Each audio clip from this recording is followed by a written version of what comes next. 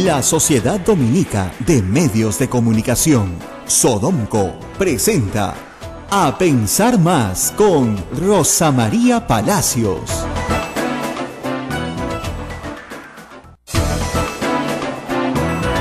8 en punto de la mañana. Muy buenos días, bienvenidos. Este es el fin de semana aquí en A Pensar Más con Rosa María Palacios. El fin de semana, no el fin del mundo. No, aunque muchos lo crean, ¿no? En Estados Unidos por lo menos.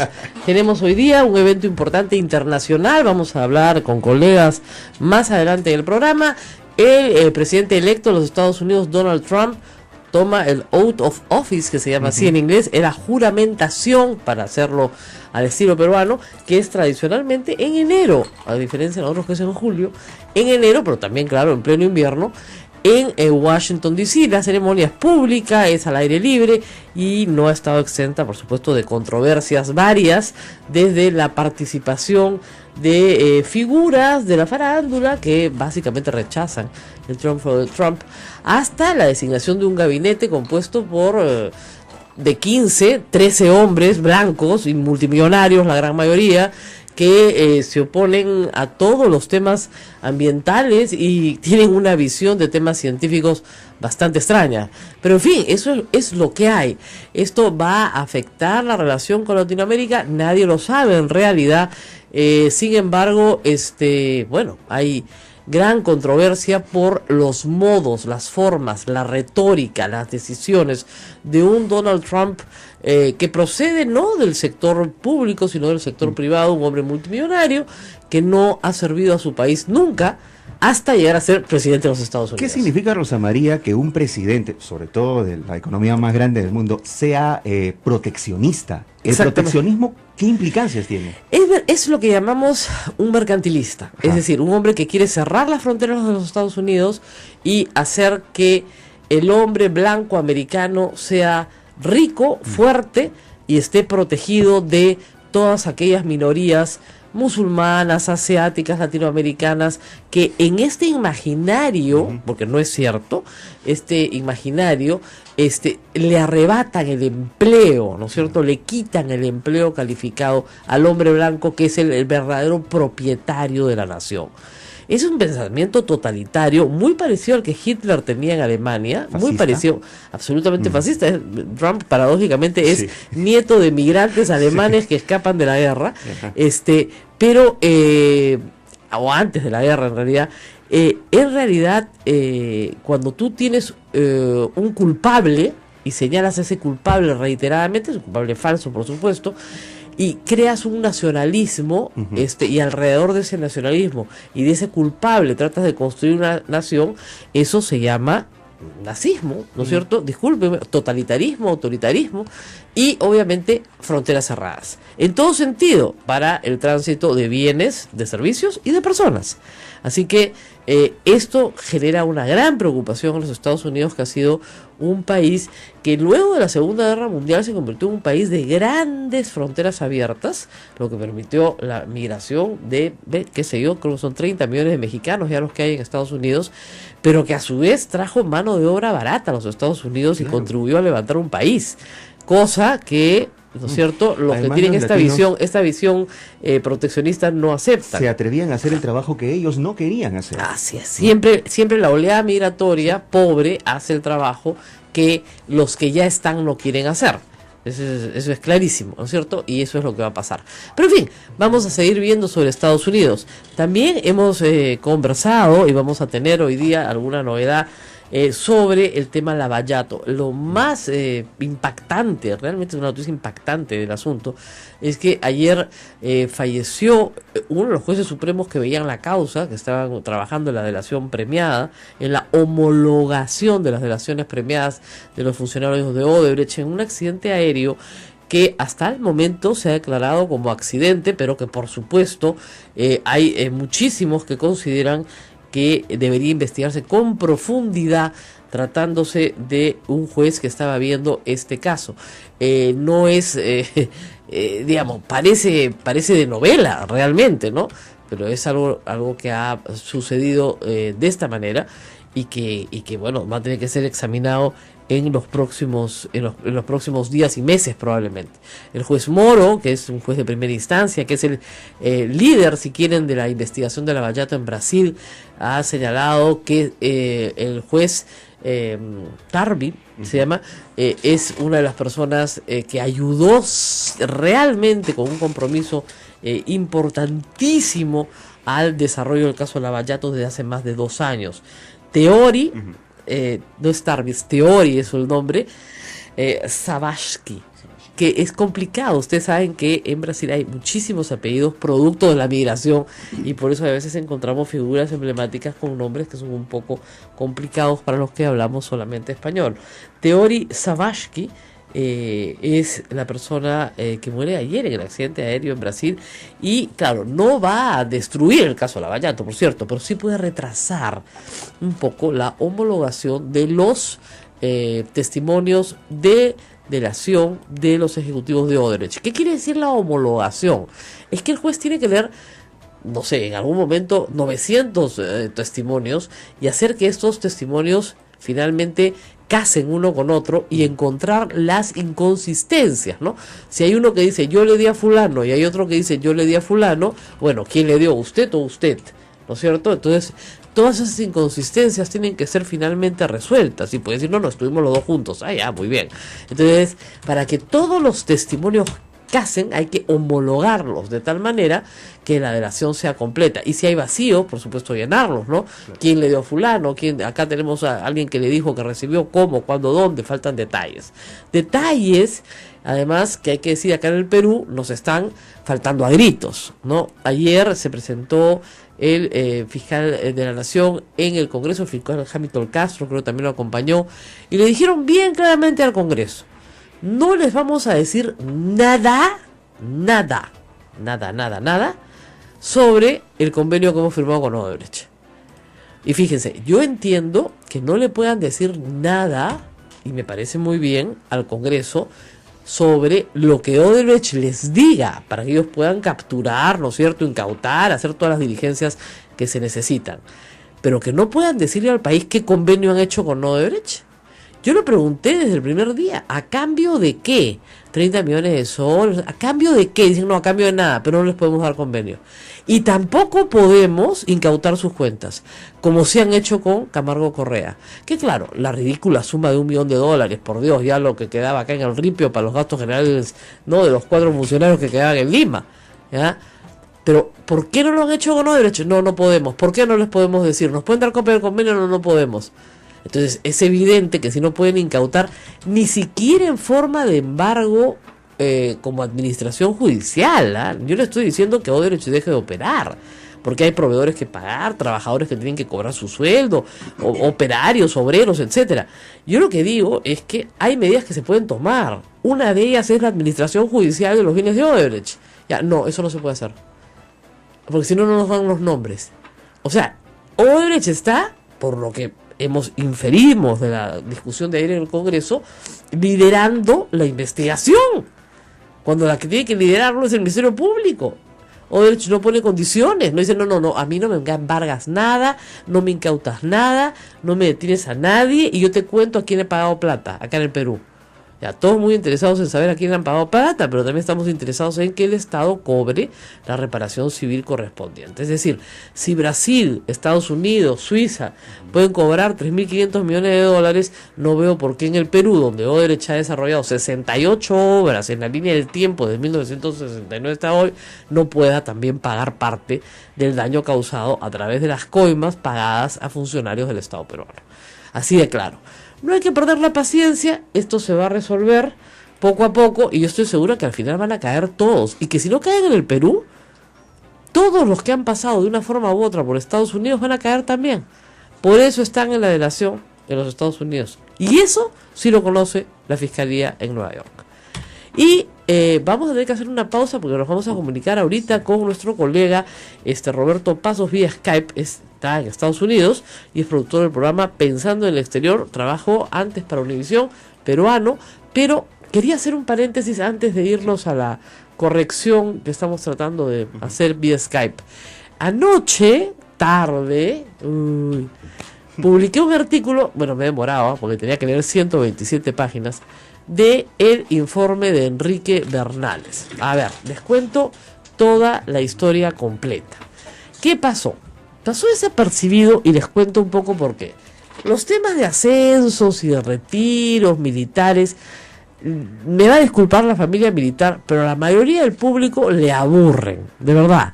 No son temas vendedores. ¿Por qué? Porque suceden todos los años, y todos los años hay un desfile, ¿no es cierto?, de militares que buscan apoyos políticos, o que se sienten maltratados, o que se sienten entusiasmados, o creen que van a ascender, y ascienden, entonces celebran, o creen que no van a ascender, y finalmente no ascienden y no celebran. En fin, esa tensión que se vive, reitero, dentro de la familia militar, no se vive fuera de ella, ¿ok?, porque finalmente en la parte más alta de la pirámide se trata de poquísimas personas. Muy bien. Cuando llegó el ministro de Defensa del Amor, no de la guerra, sino del amor, Mariano González, ofreció, creo yo, como ofrenda, nuevamente las ofrendas al fujimorismo, una investigación, ¿no?, para acabar con el gobierno de Antumala, porque ahora sí van a probar que todos los ascensos habían sido cualquier cosa menos justos y que se había favorecido a la promoción de Ollanta Humala y de su hermano Don Tauro, que sigue preso, ¿eh? No sé cómo puede favorecer a la promoción de tu hermano si lo mantiene preso, pero en fin. Muy bien, entonces se nombró una comisión. Enrique Bernales la presidía, la conformaban 3 oficiales en retiro del ejército, la FAP y la Marina, ¿no?, los generales Bobbio, Kisi, Quinaba de la Marina, y Ángel Delgado, también sorprendente elección, dado que había sido jefe del gabinete de Juan Jiménez Mayor durante toda su gestión, y ahora era miembro de la comisión examinadora de los ascensos. Bueno, abogado de Castañeda también en la revocatoria. Sí, versátil. Claro. Bueno, pero en fin, este hombre versátil, Enrique Bernal, los 3 oficiales. El documento que emiten el 5 de diciembre tiene 127 páginas. Hay una disquisición constitucional sobre las potestades del presidente que no comparto, por la cual Enrique Bernal le señala más o menos que el presidente de la República tiene que ser mesa de partes y que tiene que firmar lo que los comandantes generales le presenten, ¿no? Más o menos, o sea, yo se lo presento, usted lo firma. ¿Cómo se hace eso? No sé. Porque normalmente te tienen que presentar ternas, pues, y el presidente tiene que escoger a uno. Entonces, ¿cómo puedes no ser subjetivo si te presentan ternas? No lo sé. Pero lo cierto es que hicieron su investigación, y la investigación, luego de pasar por estos temas constitucionales, hace el hallazgo, que es efectivamente cierto, de la maraña de modificaciones normativas que han habido a el sistema de la situación militar, es decir, cómo asciendes, cómo te mantienes en el puesto, cómo te retiras, etcétera. Y hacen una objeción a un cambio que se hizo el 2013 por decreto supremo, con una norma transitoria, además con una transitoriedad, para que la gente, la permanencia en el puesto, o sea, es decir, el número de años que te puedes permanecer en el ejercicio de la profesión militar, digamos, y el número de años para ascender, o el número de años para pasar para lograr el ascenso, cambió. Eso fue el 2013, de 4 a 5 años. Entonces, según ellos, este cambio causó un perjuicio horroroso, espantoso. Lo cierto es que los ascensos se sometieron a la legislación vigente. He leído las 127 páginas, en ninguna parte dice que el señor presidente Ollanta Humala sea delincuente, ni que los comandantes generales de las Fuerzas Armadas hayan cometido ningún delito. Tampoco dice que Ollanta Humala quería quedarse 15 años en el poder, ni que al general Da Silva lo obligaron a decir por quién habían votado, lo cual es un disparate dicho ayer, porque ¿qué va a decir el general Da Silva? Todos votaron por usted, señor presidente, es el voto secreto, pues. O tampoco dice nada sobre la injerencia de Nayib Heredia en los ascensos. Nada está ahí. Nada está ahí. Hay un análisis constitucional, las declaraciones, digamos, de los 3 oficiales de la comisión, y luego el patrocinio de casos particulares, ¿no? Dicen, estos casos son de gente inocente que ha sido maltratada. Y presentan 7 casos de la FAP y 19 del ejército. Curiosamente, ninguno de la Marina. Con las mismas reglas, en la Marina nunca pasó nada malo. Muy bien. Curiosamente. Y ahí, y eso es lo que he publicado ayer, está el sustento, ¿no es cierto?, de un papelonazo, discúlpenme, pero hay 6 casos que no tienen ninguna posibilidad de ser patrocinados por una comisión presidencial. Es decir, incluyeron al mayor, ¿te acuerdas? El mayor que era el secretario personal de Vladimiro Montesinos, el señor Ruiz Agüero, lo incluyeron, pues. Ese señor había tenido una sanción en el Fuero Civil de 3 años, con prisión suspendida. Nunca lo dieron de baja. Ascendió 2 veces con Alan García. Cuando lo ascienden a coronel, se dan cuenta que ya no podían seguir ascendiendo al secretario Montesinos y lo pasan a retiro el 1 de enero del 2016. ¿Cómo habrá sido escandaloso que la Comisión Bernal se da cuenta de la metida de pata y manda una carta después del 5 de diciembre para que retiren ese nombre?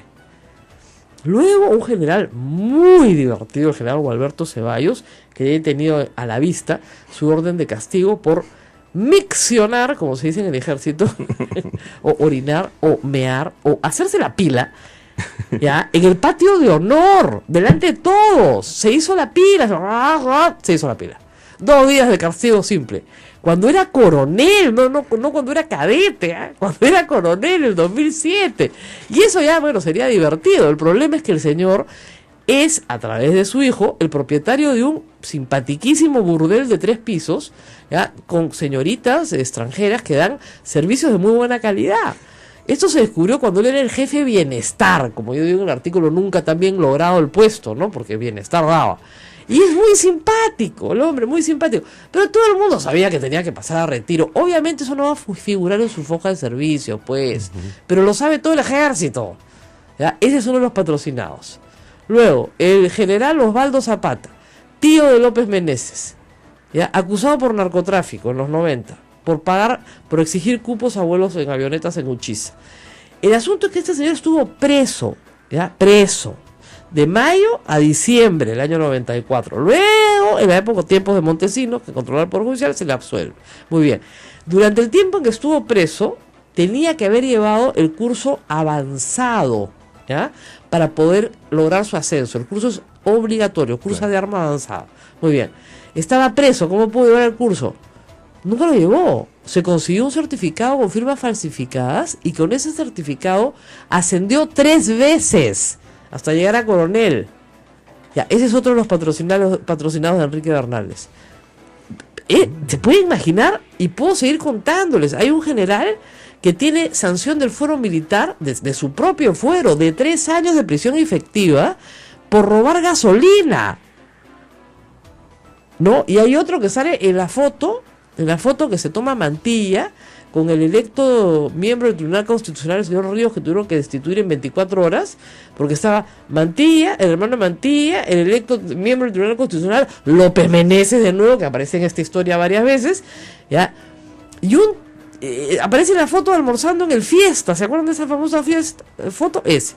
Entonces tenemos al secretario de Vladimiro Montesinos, al que aparece en la foto con López Meneses, al tío de López Meneses, o sea, al que se robó la gasolina, al que tiene el burdel. Ya, esos son los defendidos del señor Enrique Bernales. Ya, y la cereza del queque, antes de irnos a la pausa para cambiar el tema e irnos a los Estados Unidos. Antes de ayer, el día 18 de enero, se publica en la página de sociales del diario El Comercio, que nunca leo, pero alguien me la hizo ver, una fotografía que he publicado yo en mi blog, en la cual se condecora al señor Juan Bosco Hermosa Ríos. El señor Juan Bosco Hermoso Ríos fue congresista del fujimorismo. No le conozco otro mérito público. Pero además, hermano, ¿no es cierto?, de Nicolás de Bari Hermosa Ríos, que está condenado por corrupto y por violador de derechos humanos. Hace poco, nomás en septiembre, le acaban de dar otra sentencia a ella, Montesinos, de 22 años por desaparición forzada de personas. ¿Me puede decir el comandante general de la Marina por qué ha condecorado al hermano del hombre que ha prácticamente destruido el prestigio de las Fuerzas Armadas? No sé, yo no tiene nadie la culpa de ser sobrino de o hermano de, pero ¿a mérito de qué lo han condecorado? Con foto en El Comercio y todo, ¿eh? El almirante de Vil condecorando al señor Hermosa Ríos, no al preso, sino a su hermano, fujimorista. Entonces, a mí no me van a contar, pues, no lo que los demás no quieren ver. Esa comisión no se formó para otra cosa que no sea promover, ¿no?, a la promoción amigos de Montesinos. No hay otra posibilidad. Y nadie se ha dado cuenta, lo más cólera me da, porque todo el sustento que yo tengo es periodístico, son investigaciones periodísticas que son públicas. ¿Frente a qué estamos? ¿Un pago de favores? Estamos frente a un ataque probablemente a Ollantumala, pero a la vez un pago de favores al entorno que queda de montesinos en las Fuerzas Armadas. Y el gobierno aplaude. El gobierno no huele la podredumbre, pero pucha, se huele a 100 cuadras. Estamos entretenidos en otros afanes, ¿no es cierto? Estamos hablando de Lavallato, tenemos otros temas importantes y urgentes y a veces duros, pero este tema no puede pasar desapercibido por más aburrido que sea, los ascensos, porque en el fondo no es un tema de ascensos, ni de pases a retiro, es un tema de infiltración fujimontesinista dentro de las Fuerzas Armadas. Y si no se han dado cuenta, abran los ojos, porque también, así como tienen la SUNAT, así como tienen el BCR, así como tienen la Defensoría del Pueblo, así van copando todo. Y este es un intento por copar nuevamente instituciones donde no deben estar, donde ya estuvieron y hicieron mucho daño. Y el informe Bernales lo único que hace es ratificar eso. Para arreglar el problema de los 4 años o de los 5 años en el grado, ayer el Ministerio de Defensa ya mandó un proyecto de ley. Se arregla y listo. Ya. Pero para reincorporar, como pide la comisión, pide reincorporación y ascenso al grado superior en algunos casos, de ninguna manera, se volvieron locos. O sea, puede haber ahí el caso de alguien que sí sea atendible, pero ya les he nombrado 6 de 26 que están con Yaya, pues, ¿no? Para uno lo retiraron ya, 5 de 26. O sea, eso es el 20%. El 20% no lo han revisado. Vamos a hacer una pausa y ya estamos en comunicación con los Estados Unidos, con el periodista peruano Roberto Pasos, que espera nuestra llamada. Así es. Veo ya a través del Skype que él tiene un lindo día, por lo menos con un poco de sol, pero en Washington sí creo que se están congelando. Así que vamos a la pausa y regresamos con todo lo que pasa en los Estados Unidos. Volvemos con Roberto Pasos, hablaremos sobre Donald Trump, el temor o la expectativa que hay en el mundo entero sobre la elección en esta etapa que hoy comienza para los Estados Unidos. Pausa y volvemos, esto es A Pensar Más con Rosa María Palacios.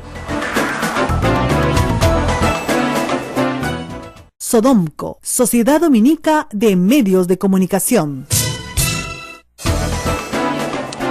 Esta es la Sociedad Dominica de Medios de Comunicación que integra Radio Santa Rosa en Lima, Radio Santo Domingo en Chimbote, Radio San Martín Arequipa, Radio Veritas RTV Cusco. También contamos con nuestros amigos y hermanos dominicos de Radio Cepagua Ucayali, Radio Quillabamba La Convención y Radio Madre de Dios en Puerto Maldonado. Ya estamos con Roberto Pasos, periodista peruano que radica en los Estados Unidos. Él es productor del programa Peruanos en el Exterior, ha trabajado para Univisión y también para CNN, cadena que no quiere mucho Trump, por cierto. No, estamos en comunicación con él y nosotros vía Skype estamos viéndolo. Claro, me dicen que está en Miami, yo veo que detrás de él hay un día lindo de sol, pero me imagino que en Washington las cosas son más heladas que nunca. Gracias por estar con nosotros. Roberto, ¿nos escuchas? Perfectamente, buenos días, Rosa María, ¿qué tal? Bueno, cuéntanos un poco, que creo que es lo que nos preocupa ahora. ¿Cómo ven los peruanos que están fuera la llegada de Trump al poder? ¿Con preocupación, con alegría o molestia? ¿Cómo definirías tú al peruano promedio, digamos, frente a este nuevo presidente? Bueno, definitivamente, como todas las comunidades, la comunidad peruana acá en Estados Unidos es muy diversa, ¿no? Hay gente, por supuesto, que votó por Hillary Clinton y lo han manifestado abiertamente, y otra gente que secretamente pues tenía el voto oculto que llevó o que catapultó a Trump a la presidencia, ¿no? Entonces, hay reacciones muy variadas. Lo que sí te puedo decir es que generalmente, bueno, yo tengo ya más o menos 14 años viviendo en este país y es la transición más rara que se ha visto, o por lo menos que yo he experimentado la de Bush a Obama, la reelección de Obama, pero esta transición ha sido marcada por muchas críticas acerca primero de el entorno de Donald Trump, ¿no? Él está nombrando pues prácticamente al ministro de Energía, lo que sería el secretario de Energía, a una persona pues que dijo que debería desaparecer ese ministerio, ¿no? Mucha gente se reía y decía, pues falta que nombre a Drácula, el presidente del Banco de Sangre, ¿no? Una cosa así, porque verdaderamente todos los cargos estaban siendo por gente que verdaderamente o no se le veía muy competente en el cargo o estaba en contra del mismo ministerio, ¿no? Se ve el caso, por ejemplo, de la persona que ha sido nombrada para ser el EPA, que es el organismo que ve el medio ambiente, que es una persona totalmente escéptica acerca del cambio climático y que es una persona muy amiga de las petroleras. Entonces, hay mucha desconcertación acerca de por qué está haciendo esto, casi como enfrentando al nuevo Congreso con la presidencia, aunque se sabe que el Congreso va a ratificar a casi todos los ministros que él proponga.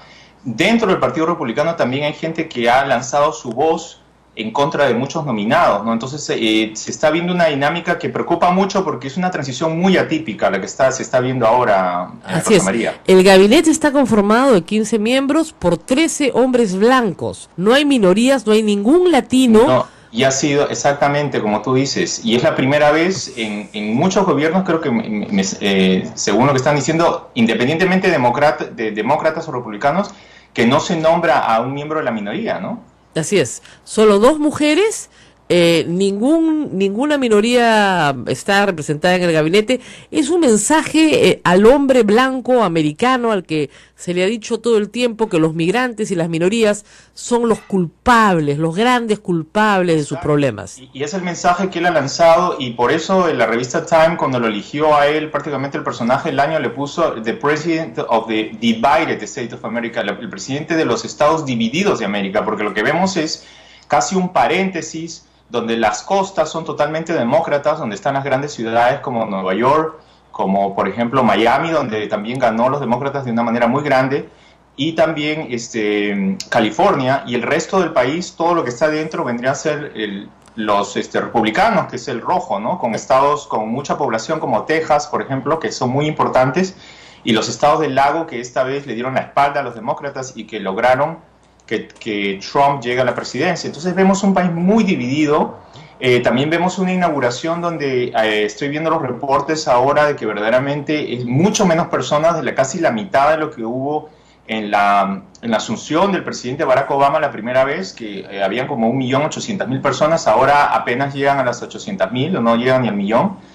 Entonces se ve que además una tensión muy grande, porque mañana, hoy día es la juramentación a mediodía, que acá la tradición ordena que sea el presidente de la Corte Suprema que lo haga, que lo juramente, pero mañana también hay más actos de Donald Trump, pero mañana hay una protesta muy grande. Entonces tenemos que en Washington D.C. está la mitad con gente que apoya a Trump y la otra mitad que lo ve como una persona que verdaderamente no representa a la población, porque recordemos que Hillary Clinton ganó con 3 millones de votos. Casi todo la costa oeste votó masivamente por Hillary Clinton. California, que es el estado con mayor población. Hillary Clinton ganó el voto popular, pero por el esquema de colegios electorales americanos, Trump se llevó los estados y no hubo forma de pararlo.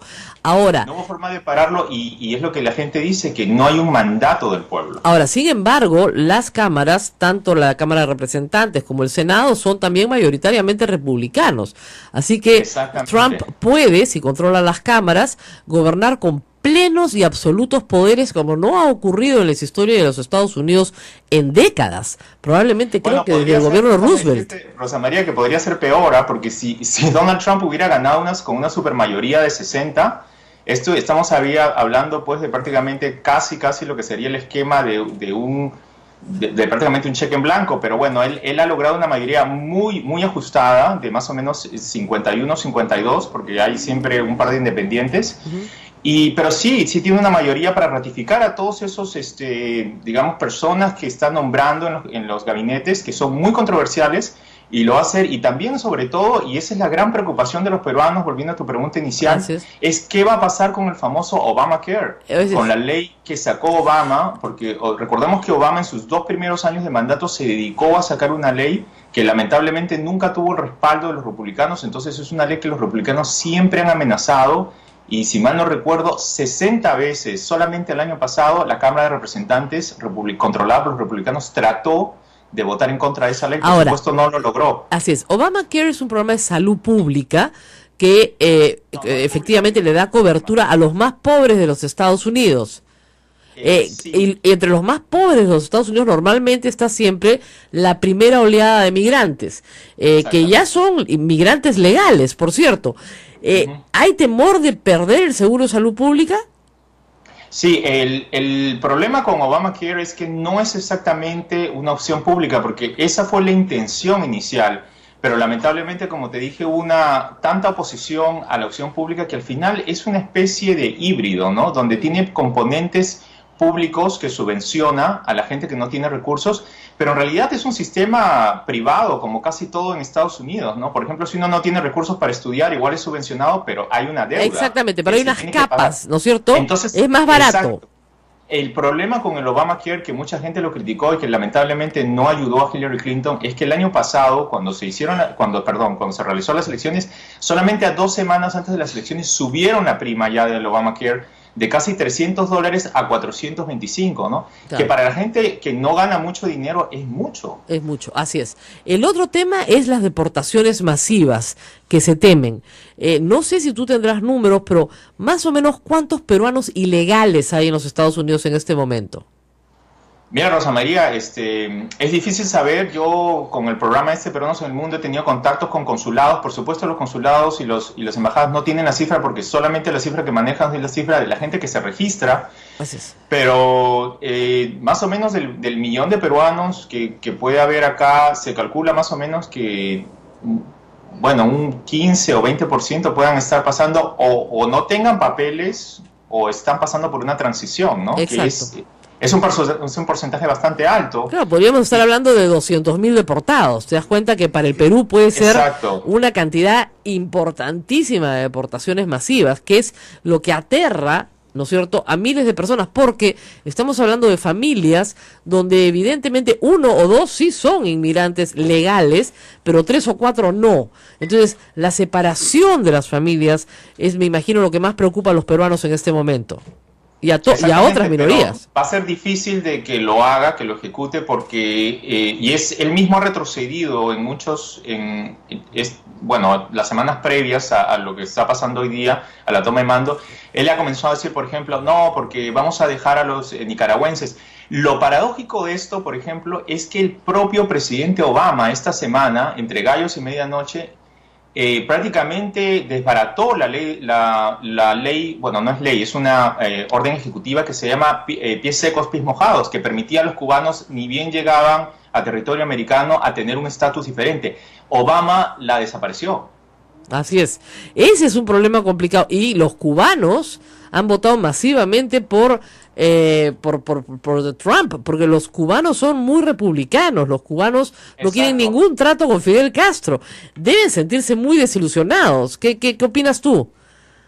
Bueno, yo opino que la generación antigua de los cubanos es muy conservadora, muy republicana, pero las nuevas generaciones de cubanos, los que ya han nacido acá, los que son un poco más liberales, los que viven en las zonas urbanas, no lo son, ¿no? Tal es el caso que Obama ganó con 67% en el condado acá de Miami-Dade y Hillary ganó con un 65%. ¿Cómo es que los republicanos ganan la Florida? Porque la Florida es una especie de L invertida, entonces en lo que llaman el panhandle, que sería prácticamente el mango de la sartén, es todo un cinturón de voto conservador, voto blanco del conservador, que son los que le han dado el triunfo a Donald Trump. Pero las grandes ciudades como por ejemplo Miami o Fort Lauderdale siguen siendo ciudades que están cambiando mucho, y entonces lo que ves en Miami es una suerte de oasis, ¿no?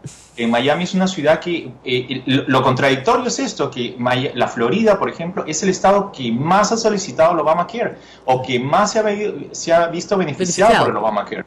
Cuando uno pasa por las pistas, uno ve siempre cuando abren los registros de Obamacare por todas partes, y lo paradójico del asunto es que es el estado que prácticamente ha votado al final del día republicano, pero en las grandes ciudades sigue siendo un voto urbano más moderado y más que tiende a los demócratas. Entonces es difícil ver, es un país demasiado grande, como sabes, Rosa María, solamente la Florida tiene casi 23, 24, algunos dicen que hasta 27 millones de habitantes, ¿no? O sea, casi la población de Perú, ¿no? De Perú, lógico.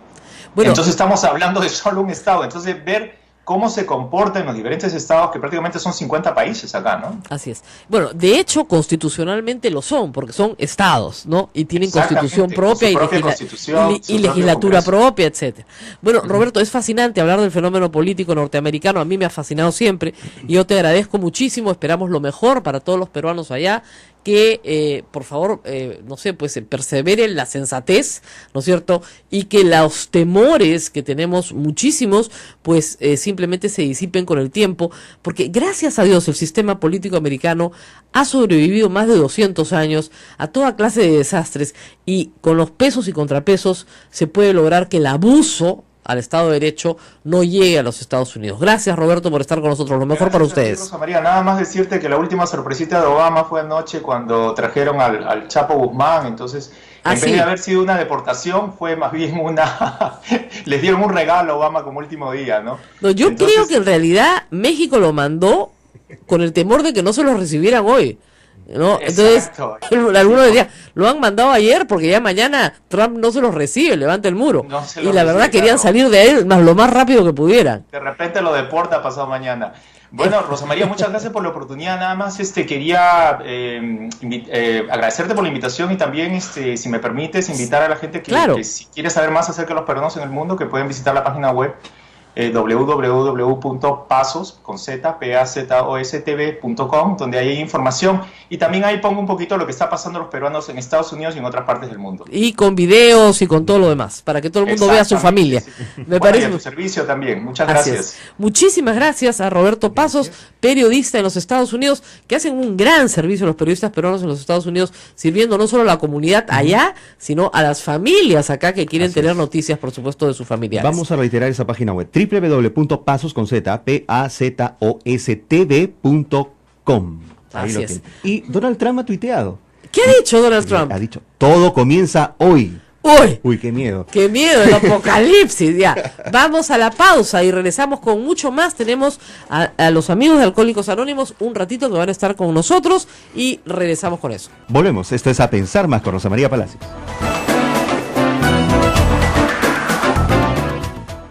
Sodomco, Sociedad Dominica de Medios de Comunicación. 8 de la mañana, 42 minutos. Continuamos. Esto es A Pensar Más con Rosa María Palacios en las emisoras de la Sociedad Dominica de Medios de Comunicación y emisoras dominicas en todo el Perú. Ya estamos en estudios con Alex y Marlene. Vamos a hablar sobre Alcohólicos Anónimos. Por supuesto que sí.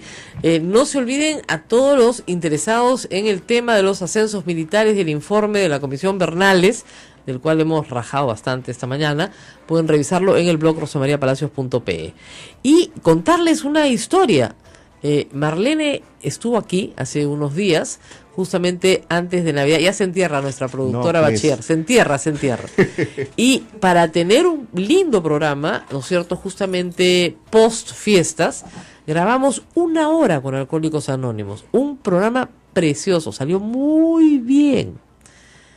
Y lo chancaron, como dicen acá. No sé qué cosa le grabaron encima y no lo volvieron a encontrar más. Ahora, uno de estos días lo encuentran, ¿ah? En uno de estos días alguien aprieta un botón y aparece el programa. Pero obviamente Marlene y otros de sus compañeros vinieron y los tres invertimos gran tiempo en conversar sobre la materia y los hemos decidido volver a invitar porque creo que es un asunto que debe tratarse así de manera frecuente en los medios de comunicación. Porque este es un problema social, el alcoholismo, es una enfermedad que ataca a cientos de peruanos incomprendidos, ¿no es cierto? Algunos de ellos con mucho esfuerzo y gran heroísmo logran salir adelante. Y algunos no. Algunos encuentran buenos caminos, otros nunca encuentran el camino. Un camino es Alcohólicos Anónimos. Un camino que a mí me consta, porque lo he visto en personas cercanas a mí, que funciona, que sí funciona. Y para hablar de ellos está Marlene y Alex esta mañana.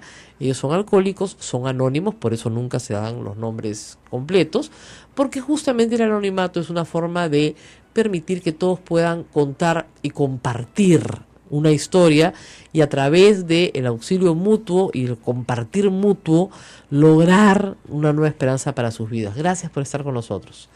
Marlene, nuevamente por acá. Muchas gracias, buenos días a todos los oyentes. Mi nombre es Marlene y soy miembro de la comunidad de Alcohólicos Anónimos. Muy agradecida de estar nuevamente con usted, señora Rosa María, y contenta, ¿no?, de que una persona que participe activamente en diferentes temas, conozca mucho sobre el problema del alcoholismo y sobre Alcohólicos Anónimos. Bueno, eso parecía en el programa que grabamos, pues, pero ya no se va a poder notar. Alec, ¿quién es alcohólico? Piensa en la gente que nos está escuchando, ¿no? Que dice, no, mi pareja se toma unos traguitos de vez en cuando, Ajá. pero no es alcohólico, no. O yo en la mañana me provoca una cerveza, pues me la tomo sola, a escondidas, pero no soy alcohólica, o sea, no soy alcohólica. ¿Quién es alcohólico? Bueno, ante todo, buenos días, Rosa María. Gracias por tener la oportunidad de compartir. Yo soy Alex, soy miembro de la comunidad de Alcohólicos Anónimos. Es una pregunta que habitualmente siempre se hace en la sociedad. ¿Quién es alcohólico? Para nosotros, la persona que tiene ya una dependencia con alcoholismo tiene que estar enmarcada en dos cosas. Primero, que no te vuelve alcohólico la cantidad de trago que tomes, Eso. ni tampoco la calidad de trago que bebas. Menos. Y así es. mucho menos la cantidad de días que puedas beber. Nosotros conocemos y tenemos gente en Alcohólicos Anónimos que ha bebido 1 o 2 veces por año y son alcohólicos, porque cada vez que beben desarrollan toda la sintomatología de la enfermedad del alcoholismo. Como también hay gente que bebe habitualmente todos los fines de semana y son bebedores fuertes, no bebedores alcohólicos. Así es, son Entonces, bebedores consuetudinarios, pero así es. no alcohólicos. Así es. ¿Y cuáles son esos síntomas que Ah, distinguen a un bien. alcohólico? Los síntomas básicos, según lo que dice la ciencia Hay que médica, acercarse al micro. lo que dicen los médicos, y es un poco la experiencia que tenemos acumulada nosotros, es uno de los síntomas típicos de que define a una persona con problemas de alcoholismo son las llamadas lagunas mentales. Exactamente. Lo que los chicos decían antiguamente, borró cassette. Borré cassette, no Borré me acuerdo cassette. cómo llegué. Lo que pasó con este programa, pues, igualito. Yo creo que Es un acá programa tenemos alcohólico. una Muchos que te escuchan dirán, ¿qué es un cassette? ¿Qué es Mira, un estamos en cassette? otra Ya, a época. ver, borró CD, Ah, ya, ya, borró CD. borró Ahora archivo, sí. borró archivo, ya. Sí, entonces... Borró y- todos los archivos, no Así se es. acuerda de nada.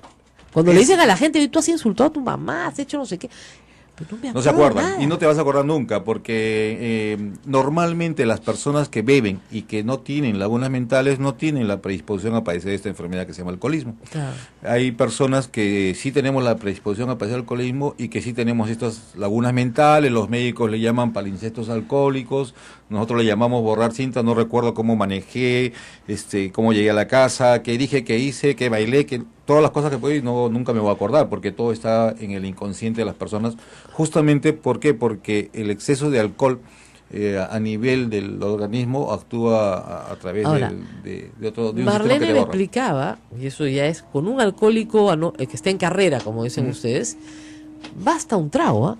Así es. Basta un trago y la borrachera es brutal. Lo que tú puedes tomar socialmente y beber una copa para un brindis, para un alcohólico, Es un detonante. es un detonante que se convierte en una borrachera instantánea. Y pierde la cabeza, pierde los papeles, está fuera de lugar, hay que agarrarlo entre varios, está re mamado, como dice. Pero no necesariamente.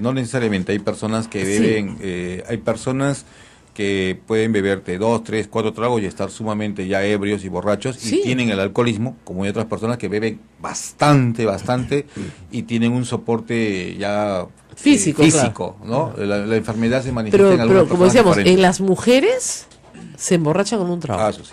Con un trago. Y yo lo he visto, bueno, con un trago ya está borracho. Dice, no puede ser, pero tiene la enfermedad. A ver, aquí se está Tiene la rompiendo enfermedad. un mito, ¿ah? Porque muchos creían que el alcoholismo tenía que ver con la frecuencia con que la persona bebe. No. Mira, que no necesariamente eso. no. Estoy sorprendido al escuchar de que solamente hay bebedores de 2 veces al año que pueden tener estos Hay síntomas. gente que no ha bebido en 30 años y es alcohólica, porque sabe que es Entonces, alcohólica, hay y una- están alcohólicos anónimos. ¿Hay una predisposición genética para esto? ¿De eso Sí. estamos hablando? Sí, Desde hay, el punto de vista de la ciencia médica, el alcoholismo está considerado como una enfermedad con una alta predisposición genética, más o menos de un 60-70%. o sea, si tu padre, tu abuelo, tu Así es. abuela, alguien arriba, hay que investigar siempre. Era el borrachito de la familia. No Así era el es. borrachito de la familia, era alcohólico. Lo que pasa que en esa época pues nadie Se se ocupaba desconocía. y se desconocía y se ocultaba, ¿no? Entonces le guardaban las botellas o de repente desaparecían las botellas de toda la casa para que no las O te buscara. puede pasar el caso que a veces tenemos gente en Alcohólicos Anónimos en que sus padres, por ejemplo, nunca han bebido. También. Entonces él te dice, oye, pero si mis papás nunca han Pero bebido, tu abuelo ¿cómo sí. yo? Exacto. Y eso te pasa, por ejemplo, cuando ves ahí las familias con ojos azules en las leyes de Mendel. El abuelo con ojos azules, los hijos, ninguno con ojos azules, Los nietos pero sí. uno de los nietos sí. El 3 alcoholismo es generaciones. igual. Puede ser, Exactamente. 3 Igualito. generaciones. Hasta 3 generaciones. Sí. Así es. No, claro que sí. Ah, no, Y ahora, vemos. el alcoholismo es una adicción. Y hay gente que no solamente tiene adicción al alcoholismo, sino tiene múltiples adicciones. La Entonces, ciencia médica, Rosa María, define el alcoholismo como una enfermedad. claro, pero es una enfermedad Es una adictiva. enfermedad adictiva, como adictiva. otros. Pero lo que pasa es que hay personas que también son adictas a otras cosas, Así es. ¿no es cierto? Así es. A otro tipo de drogas Quizás esa es una puerta. no El legales. alcoholismo es una puerta Claro. a otras adicciones. Exactamente. Correcto. Entonces, eso hay que también tenerlo en cuenta. Es decir, no, él solamente toma. No solamente toma. Espérate un ratito, déjalo nomás, para que veas a dónde te puede llevar, porque el que es adicto busca la emoción, esos segundos antes de tomarte el primer trago, Así es. esos son los que tú deseas con una desesperación que para quien no ha padecido la enfermedad es inentendible. Finalmente, la borrachera es el síntoma de una enfermedad que tú llevas dentro y que la puedes tener muchos años, mucho tiempo antes. Exactamente. De antes hablaban sobre qué era lo que ocurría en el cuerpo de un alcohólico, por ejemplo, reacciona el alcohol diferente a otro bebedor. Así es. Esa es la diferencia de un bebedor social a un bebedor alcohólico, ¿no? Hablaban de antes sobre el tiempo que una persona puede dejar de beber, ¿no? Por ejemplo, en el caso mío, yo tengo ya algunas 24 horas dentro de Alcohólicos Anónimos, pero sí, voy a cumplir 10 años, entonces... Pero es un día a la vez. Un día a la vez, Un día a la pero vez. ¿qué es lo que pasa conmigo, no? Lo que me va a emborrachar no es la cantidad de tragos que venga después, es la primera copa para mí, Claro. porque basta que yo me tome un trago para que mi organismo reaccione de una forma distinta y probablemente no sea mañana, no sea en una ¿Y semana. eso sucedió desde la primera vez que usted tuvo contacto con el alcohol? No, Ah. en mi experiencia yo Ya tuve sabía. un tiempo en la que yo consideraba que era una bebedora común, Ah, como está el cualquier problema. otra Ujú. persona. Pero llega un momento en que yo cruzo una línea en la que cambio de tragos, cambio de frecuencia, y ya mi cuerpo empezó a tener esa dependencia y esa necesidad de ingerir alcohol. Y yo no me explicaba por qué se daba, ¿no? En Alcohólicos Anónimos entendí que yo, aceptando mi enfermedad, ya no debo de beber una gota de Nunca alcohol. más. Porque yo puedo haber parado estos 10 años gracias a la continuidad y a la práctica del programa. Pero si yo me confío y dejo de activar el programa día a día, cada 24 horas en mi vida, cualquier momento yo me tomo un trago y vuelvo a la catástrofe fatal. Vamos a hablar un poquito de esa catástrofe. El alcoholismo es una catástrofe familiar, Así es. ¿no? La persona que bebe a veces no trabaja, no puede conservar un empleo, maltrata a su pareja, maltrata a sus hijos, pierde a sus amigos, pierde a sus relaciones familiares. ¿Cómo salir de ahí? A la gente que nos está escuchando y que tiene un familiar, o ella misma sabe que está mal, que está en un hueco. ¿Cómo salir de ahí? ¿Cómo se sale Creo de que ahí? ¿Cómo salieron ustedes? Yo creo Cuéntenos que un poco. básicamente es importante la experiencia de cada uno, ¿no? Yo en lo personal, yo ingresé a Alcohólicos Anónimos cuando tenía 21 años, ¿no? Ojo. Yo ya tengo 28 años sin beber y definitivamente una cosa importante también es que ahora hay bastantes jóvenes que tienen muchos problemas con el alcohol, pero ellos piensan que no lo tienen. Esa es una. Dos, cuando darse cuenta, ¿no? Si alguien que nos está escuchando y siente que Tiene la tiene duda. una siente que puede encajar con lo que nosotros estamos compartiendo el día de hoy, porque sabemos perfectamente que el alcoholismo te causa mucho dolor, mucho sufrimiento, como tú lo dices, al pasar el tiempo vas perdiendo toda tu escala de valores. Y además pierdes ¿no? tus capacidades cognitivas, Todo, no puedes todo, estudiar, todo. no Entonces, puedes leer, no te puedes concentrar. Hay personas que llegamos en un momento, en el caso mío, fueron mis padres los que me ayudaron a ubicar el camino de Alcohólicos Anónimos y definitivamente mi alcoholismo era bastante fuerte en ese momento, en esos años, y pude entender a los 21 años que tenía un problema con el alcoholismo, no que era alcohólico, sino que tenía un problema con el alcoholismo. Yo decía, yo soy borracho, pero a eso que me digan alcohólico, porque No, para sí. nuestra sociedad alcohólico es ser muy ofensivo, muy denigrante, ¿no? Claro, hay es un una estigma. ofensa, ¿no? Es un estigma muy fuerte. Entonces, pero yo decidí que tenía problemas con el alcohol y por eso me quedé. Y me quedé día tras día, pues, y sin pensar. Día tras día, eso es tras muy día. importante. Es muy importante. La gente- Nadie hace juramento y nadie hace... Jamás uno piensa que vas a estar tantos años sin beber. Así es, nadie hace juramentos en Alcohólicos Anónimos. Hay un programa de 12 pasos. Así es. El primer paso, obviamente, es aceptar que eres alcohólico. Así es, lo Sí, más importante. Sin duda es el paso más difícil.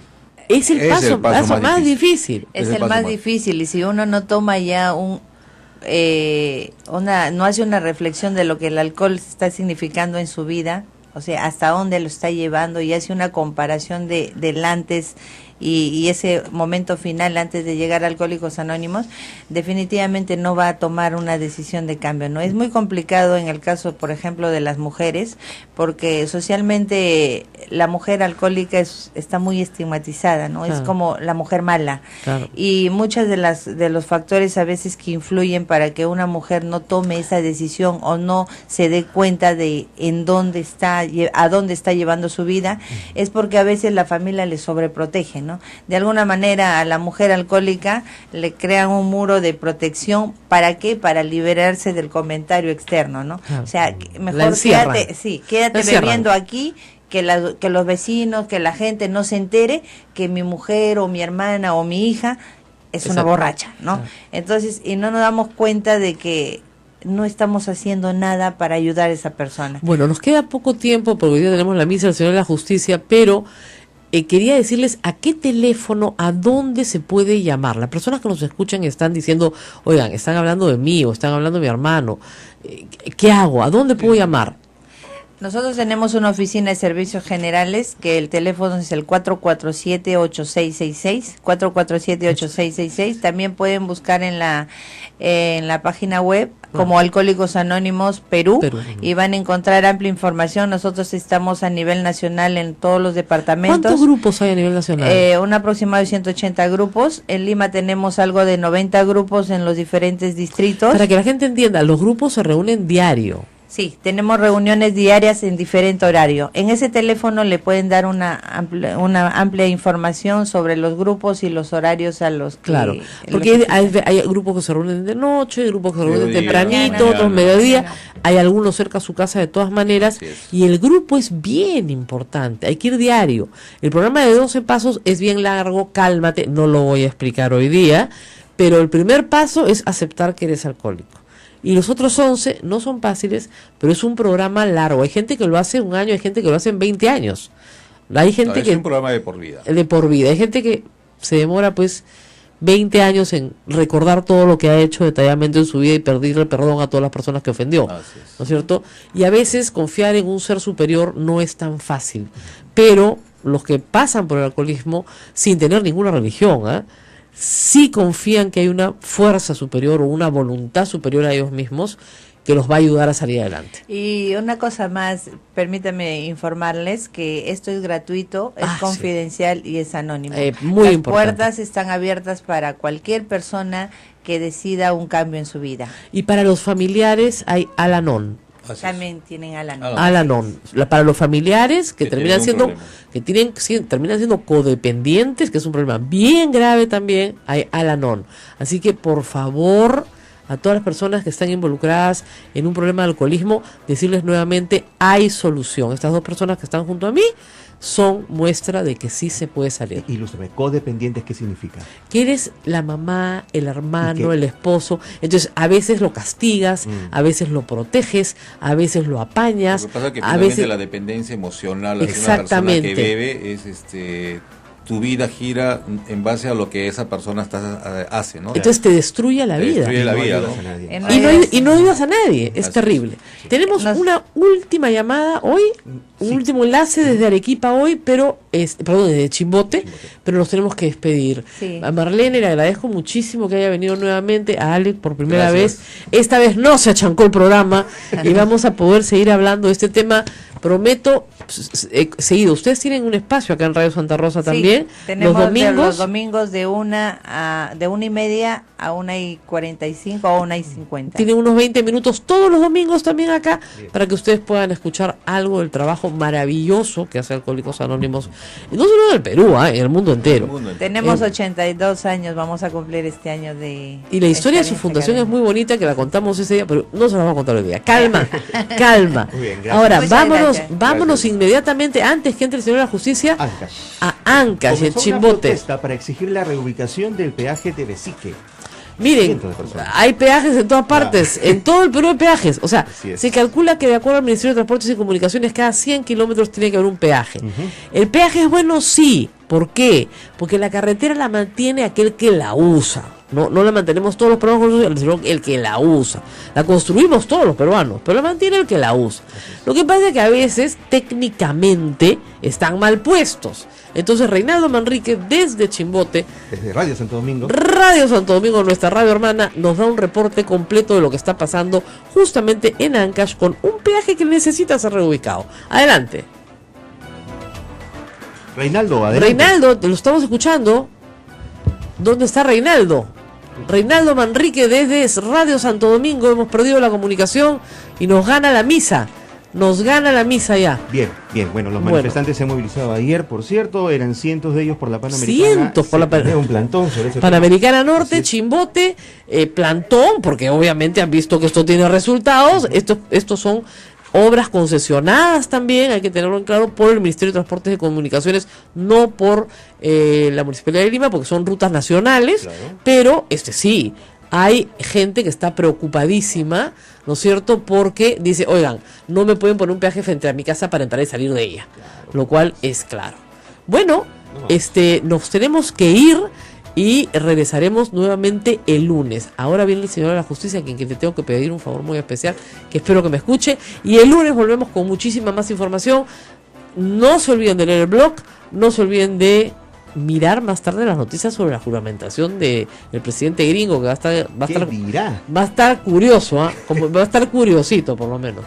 Bueno, ¿qué dice el ministro de Defensa? Eso se los cuento el lunes. Volvemos. Bien, hasta el lunes. Hasta aquí, A Pensar Más con Rosa María Palacios. Este programa fue producido por la Sociedad Dominica de Medios de Comunicación, Sodomco. La gran preocupación de los peruanos, volviendo a tu pregunta inicial, es qué va a pasar con el famoso Obamacare, con la ley que sacó Obama, porque recordemos que Obama en sus 2 primeros años de mandato se dedicó a sacar una ley que lamentablemente nunca tuvo el respaldo de los republicanos. Entonces es una ley que los republicanos siempre han amenazado, y si mal no recuerdo, 60 veces, solamente el año pasado, la Cámara de Representantes, controlada por los republicanos, trató de votar en contra de esa ley. Por supuesto no lo logró. Así es, Obamacare es un programa de salud pública que efectivamente le da cobertura a los más pobres de los Estados Unidos. Sí. Y entre los más pobres de los Estados Unidos normalmente está siempre la primera oleada de migrantes, que ya son inmigrantes legales, por cierto. ¿Hay temor de perder el seguro de salud pública? Sí, el problema con Obamacare es que no es exactamente una opción pública, porque esa fue la intención inicial, pero lamentablemente, como te dije, hubo tanta oposición a la opción pública que al final es una especie de híbrido, ¿no? Donde tiene componentes públicos que subvenciona a la gente que no tiene recursos, pero en realidad es un sistema privado, como casi todo en Estados Unidos, ¿no? Por ejemplo, si uno no tiene recursos para estudiar, igual es subvencionado, pero hay una deuda. Exactamente, pero hay unas capas, ¿no es cierto? Entonces, es más barato. Exacto. El problema con el Obamacare, que mucha gente lo criticó y que lamentablemente no ayudó a Hillary Clinton, es que el año pasado, cuando se realizó las elecciones, solamente a 2 semanas antes de las elecciones subieron la prima ya del Obamacare de casi $300 a 425, ¿no? Claro. Que para la gente que no gana mucho dinero es mucho. Es mucho, así es. El otro tema es las deportaciones masivas que se temen. No sé si tú tendrás números, pero más o menos ¿cuántos peruanos ilegales hay en los Estados Unidos en este momento? Mira, Rosa María, es difícil saber. Yo con el programa Peruanos en el Mundo he tenido contactos con consulados. Por supuesto, los consulados y las embajadas no tienen la cifra, porque solamente la cifra que manejan es la cifra de la gente que se registra. Así es. Pero más o menos del millón de peruanos que puede haber acá, se calcula más o menos que, bueno, un 15 o 20% puedan estar pasando o no tengan papeles o están pasando por una transición, ¿no? Exacto.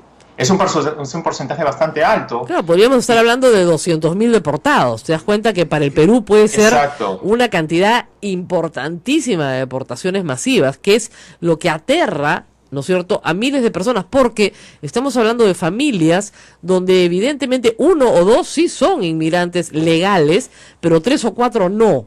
Entonces, la separación de las familias es, me imagino, lo que más preocupa a los peruanos en este momento.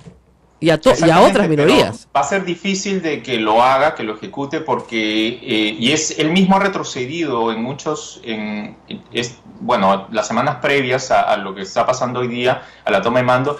Él ha comenzado a decir, por ejemplo, no, porque vamos a dejar a los nicaragüenses.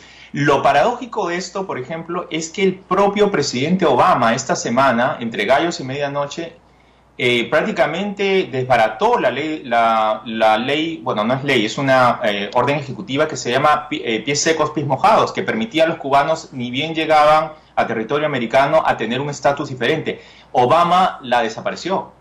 Así es. Ese es un problema complicado. Y los cubanos han votado masivamente por Trump, porque los cubanos son muy republicanos. Los cubanos no quieren ningún trato con Fidel Castro. Deben sentirse muy desilusionados. ¿Qué opinas tú? Yo opino que la generación antigua de los cubanos es muy conservadora, muy republicana, pero las nuevas generaciones de cubanos, los que ya han nacido acá, los que son un poco más liberales, los que viven en las zonas urbanas, no lo son, ¿no? Tal es el caso que Obama ganó con 67% en el condado acá de Miami-Dade y Hillary ganó con un 65%. ¿Cómo es que los republicanos ganan la Florida? Porque la Florida es una especie de L invertida, entonces en lo que llaman el panhandle, que sería prácticamente el mango de la sartén, es todo un cinturón de voto conservador, voto blanco del conservador, que son los que le han dado el triunfo a Donald Trump. Pero las grandes ciudades, como por ejemplo Miami o Fort Lauderdale, siguen siendo ciudades que están cambiando mucho, y entonces lo que ves en Miami es una suerte de oasis, ¿no? En Miami es una ciudad que, lo contradictorio es esto, que la Florida, por ejemplo, es el estado que más ha solicitado el Obamacare, o que más se ha visto beneficiado por el Obamacare. Cuando uno pasa por las pistas, uno ve siempre cuando abren los registros de Obamacare por todas partes, y lo paradójico del asunto es que es el estado que prácticamente ha votado al final del día republicano, pero en las grandes ciudades sigue siendo un voto urbano más moderado y más que tiende a los demócratas. Entonces es difícil ver, es un país demasiado grande, como sabes, Rosa María, solamente la Florida tiene casi 23, 24, algunos dicen que hasta 27 millones de habitantes, ¿no? O sea, casi la población de Perú, ¿no? Perú, lógico. Bueno, entonces estamos hablando de solo un estado, entonces ver cómo se comporta en los diferentes estados, que prácticamente son 50 países acá, ¿no? Así es. Bueno, de hecho, constitucionalmente lo son, porque son estados, ¿no? Y tienen constitución propia y legislatura propia, etcétera. Bueno, Roberto, es fascinante hablar del fenómeno político norteamericano. A mí me ha fascinado siempre, y yo te agradezco muchísimo. Esperamos lo mejor para todos los peruanos allá, que por favor, perseveren la sensatez, ¿no es cierto? Y que los temores que tenemos muchísimos, pues simplemente se disipen con el tiempo, porque gracias a Dios el sistema político americano ha sobrevivido más de 200 años a toda clase de desastres, y con los pesos y contrapesos se puede lograr que el abuso al Estado de Derecho no llegue a los Estados Unidos. Gracias, Roberto, por estar con nosotros. Lo mejor para ustedes. Rosa María, nada más decirte que la última sorpresita de Obama fue anoche cuando trajeron al Chapo Guzmán. Entonces, en vez de haber sido una deportación, fue más bien les dieron un regalo a Obama como último día, ¿no? Yo creo que en realidad México lo mandó con el temor de que no se lo recibieran hoy, ¿no? Entonces, algunos decían, lo han mandado ayer porque ya mañana Trump no se los recibe, levanta el muro. Y la verdad querían salir de ahí lo más rápido que pudieran. De repente lo deporta pasado mañana. Bueno, Rosa María, muchas gracias por la oportunidad. Nada más quería agradecerte por la invitación, y también, si me permites, invitar a la gente que si quiere saber más acerca de los peruanos en el mundo, que pueden visitar la página web www.pazostv.com, donde hay información, y también ahí pongo un poquito lo que está pasando a los peruanos en Estados Unidos y en otras partes del mundo. Y con videos y con todo lo demás, para que todo el mundo vea a su familia. Sí. Me parece. Y a tu servicio también. Muchas gracias. Muchísimas gracias sobre lo que Odebrecht les diga, para que ellos puedan capturar, ¿no es cierto?, incautar, hacer todas las diligencias que se necesitan. Pero que no puedan decirle al país qué convenio han hecho con Odebrecht. Yo lo pregunté desde el primer día, ¿a cambio de qué? 30 millones de soles, ¿a cambio de qué? Dicen, no, a cambio de nada, pero no les podemos dar convenio. Y tampoco podemos incautar sus cuentas, como se han hecho con Camargo Correa. Que claro, la ridícula suma de $1 millón, por Dios, ya lo que quedaba acá en el ripio para los gastos generales, no, de los 4 funcionarios que quedaban en Lima, ¿ya? Pero, ¿por qué no lo han hecho con Odebrecht? No, no podemos. ¿Por qué no les podemos decir? ¿Nos pueden dar copia del convenio? No, no podemos. Entonces, es evidente que si no pueden incautar, ni siquiera en forma de embargo como administración judicial, ¿ah? Yo le estoy diciendo que Odebrecht deje de operar, porque hay proveedores que pagar, trabajadores que tienen que cobrar su sueldo, operarios, obreros, etcétera. Yo lo que digo es que hay medidas que se pueden tomar. Una de ellas es la administración judicial de los bienes de Odebrecht. Ya, no, eso no se puede hacer, porque si no, no nos dan los nombres. O sea, Odebrecht está, por lo que inferimos de la discusión de ayer en el Congreso, liderando la investigación, cuando la que tiene que liderarlo es el Ministerio Público. Odebrecht no pone condiciones, no dice, no, a mí no me embargas nada, no me incautas nada, no me detienes a nadie, y yo te cuento a quién he pagado plata, acá en el Perú. Ya, todos muy interesados en saber a quién han pagado plata, pero también estamos interesados en que el Estado cobre la reparación civil correspondiente. Es decir, si Brasil, Estados Unidos, Suiza pueden cobrar 3.500 millones de dólares, no veo por qué en el Perú, donde Odebrecht ha desarrollado 68 obras en la línea del tiempo de 1969 hasta hoy, no pueda también pagar parte del daño causado a través de las coimas pagadas a funcionarios del Estado peruano. Así de claro. No hay que perder la paciencia, esto se va a resolver poco a poco, y yo estoy segura que al final van a caer todos, y que si no caen en el Perú, todos los que han pasado de una forma u otra por Estados Unidos van a caer también. Por eso están en la delación en los Estados Unidos, y eso sí lo conoce la Fiscalía en Nueva York. Y vamos a tener que hacer una pausa, porque nos vamos a comunicar ahorita con nuestro colega Roberto Pasos vía Skype. Está en Estados Unidos y es productor del programa Pensando en el Exterior. Trabajó antes para Univisión, peruano, pero quería hacer un paréntesis antes de irnos a la corrección que estamos tratando de hacer vía Skype. Anoche, tarde, publiqué un artículo, bueno, me he demorado porque tenía que leer 127 páginas, de el informe de Enrique Bernales. A ver, les cuento toda la historia completa. ¿Qué pasó? Pasó desapercibido y les cuento un poco por qué. Los temas de ascensos y de retiros militares, me va a disculpar la familia militar, pero a la mayoría del público le aburren, de verdad. No son temas vendedores. ¿Por qué? Porque suceden todos los años, y todos los años hay un desfile, ¿no es cierto?, de militares que buscan apoyos políticos, o que se sienten maltratados, o que se sienten entusiasmados, o creen que van a ascender y ascienden, entonces celebran, o creen que no van a ascender y finalmente no ascienden y no celebran. En fin, esa tensión que se vive, reitero, dentro de la familia militar no se vive fuera de ella, ¿ok? Porque finalmente en la parte más alta de la pirámide se trata de poquísimas personas. Muy bien. Cuando llegó el ministro de Defensa del Amor, no de la guerra, sino del amor, Mariano González, ofreció, creo yo, como ofrenda, nuevamente las ofrendas al fujimorismo, una investigación, ¿no?, para acabar con el gobierno de Antumala, porque ahora sí van a probar que todos los ascensos habían sido cualquier cosa menos justos y que se había favorecido a la promoción de Ollanta Humala y de su hermano Don Tauro, que sigue preso, ¿eh? No sé cómo puede favorecer a la promoción de tu hermano si lo mantiene preso, pero en fin. Muy bien, entonces se nombró una comisión. Enrique Bernales la presidía, la conformaban 3 oficiales en retiro del ejército, la FAP y la Marina, ¿no? Los generales Bobbio, Kisi, Quinaba de la Marina, y Ángel Delgado, también sorprendente elección, dado que había sido jefe del gabinete de Juan Jiménez Mayor durante toda su gestión, y ahora era miembro de la comisión examinadora de los ascensos. Bueno, abogado de Castañeda también en la revocatoria. Sí, versátil. Bueno, pero en fin, este hombre versátil, Enrique Bernal, los 3 oficiales. El documento que emiten el 5 de diciembre tiene 127 páginas.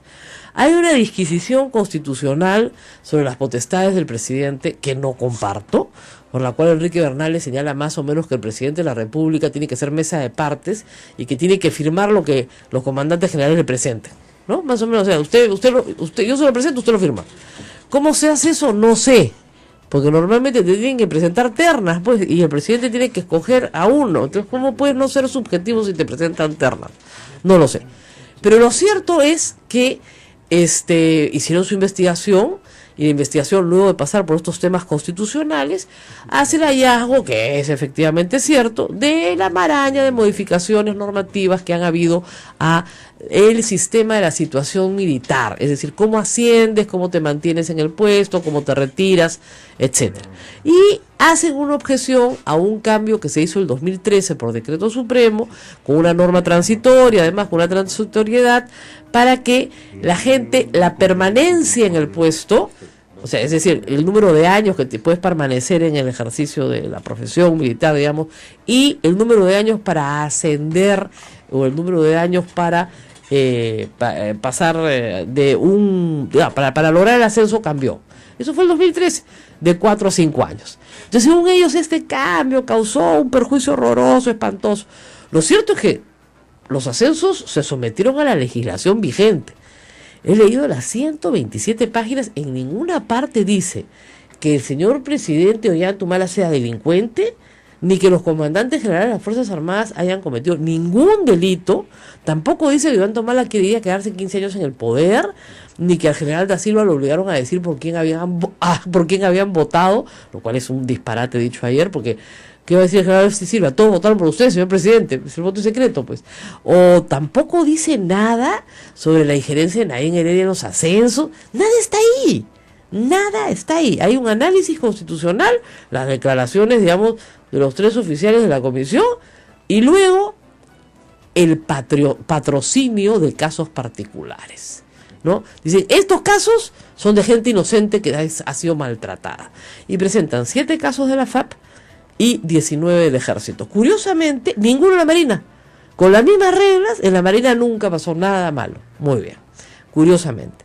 Y ahí, y eso es lo que he publicado ayer, está el sustento, ¿no es cierto?, de un papelonazo, discúlpenme, pero hay 6 casos que no tienen ninguna posibilidad de ser patrocinados por una comisión presidencial. Es decir, incluyeron al mayor, ¿te acuerdas? El mayor que era el secretario personal de Vladimiro Montesinos, el señor Ruiz Agüero, lo incluyeron, pues. Ese señor había tenido una sanción en el Fuero Civil de 3 años, con prisión suspendida. Nunca lo dieron de baja. Ascendió 2 veces con Alan García. Cuando lo ascienden a coronel, se dan cuenta que ya no podían seguir ascendiendo al secretario Montesinos y lo pasan a retiro el 1 de enero del 2016. ¿Cómo habrá sido escandaloso que la Comisión Bernal se da cuenta de la metida de pata y manda una carta después del 5 de diciembre para que retiren ese nombre? Luego, un general muy divertido, el general Gualberto Ceballos, que ha tenido a la vista su orden de castigo por miccionar, como se dice en el ejército, o orinar, o mear, o hacerse la pila, ya, en el patio de honor, delante de todos. Se hizo la pila. 2 días de castigo simple. Cuando era coronel, no cuando era cadete, cuando era coronel en el 2007. Y eso ya, bueno, sería divertido. El problema es que el señor es, a través de su hijo, el propietario de un simpatiquísimo burdel de 3 pisos, ¿ya?, con señoritas extranjeras que dan servicios de muy buena calidad. Esto se descubrió cuando él era el jefe de bienestar, como yo digo en el artículo, nunca tan bien logrado el puesto, ¿no?, porque bienestar daba.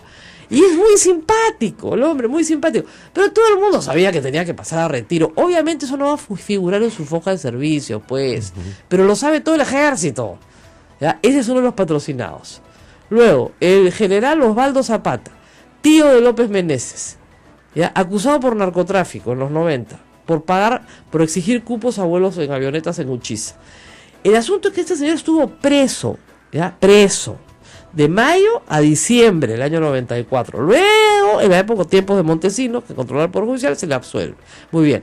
Durante el tiempo en que estuvo preso, tenía que haber llevado el curso avanzado, ¿ya?, para poder lograr su ascenso. El curso es obligatorio, curso de arma avanzada. Muy bien. Estaba preso, ¿cómo pudo llevar el curso? Nunca lo llevó. Se consiguió un certificado con firmas falsificadas y con ese certificado ascendió 3 veces hasta llegar a coronel. Ya, ese es otro de los patrocinados de Enrique Bernales. ¿Se puede imaginar? Y puedo seguir contándoles. Hay un general que tiene sanción del fuero militar, de su propio fuero, de 3 años de prisión efectiva por robar gasolina, ¿no? Y hay otro que sale en la foto en la foto que se toma Mantilla con el electo miembro del Tribunal Constitucional, el señor Ríos, que tuvieron que destituir en 24 horas, porque estaba Mantilla, el hermano de Mantilla, el electo miembro del Tribunal Constitucional, López Meneses de nuevo, que aparece en esta historia varias veces, ¿ya? Y aparece la foto almorzando en el Fiesta, ¿se acuerdan de esa famosa foto? Ese. Entonces tenemos al secretario de Vladimiro Montesinos, al que aparece en la foto con López Meneses, al tío de López Meneses, o sea, al que se robó la gasolina, al que tiene el burdel. Ya, esos son los defendidos del señor Enrique Bernales. Ya, y la cereza del queque, antes de irnos a la pausa para cambiar el tema e irnos a los Estados Unidos. Antes de ayer, el día 18 de enero, se publica en la página de sociales del Diario El Comercio, que nunca leo, pero alguien me la hizo ver, una fotografía que he publicado yo en mi blog, en la cual se condecora al señor Juan Bosco Hermosa Ríos. El señor Juan Bosco Hermoso Ríos fue congresista del fujimorismo. No le conozco otro mérito público. Pero además, hermano, ¿no es cierto?, de Nicolás de Bari Hermosa Ríos, que está condenado por corrupto y por violador de derechos humanos. Hace poco, nomás en septiembre, le acaban de dar otra sentencia a ella, Montesinos, de 22 años por desaparición forzada de personas. ¿Me puede decir el comandante general de la Marina por qué ha condecorado al hermano del hombre que ha prácticamente destruido el prestigio de las Fuerzas Armadas?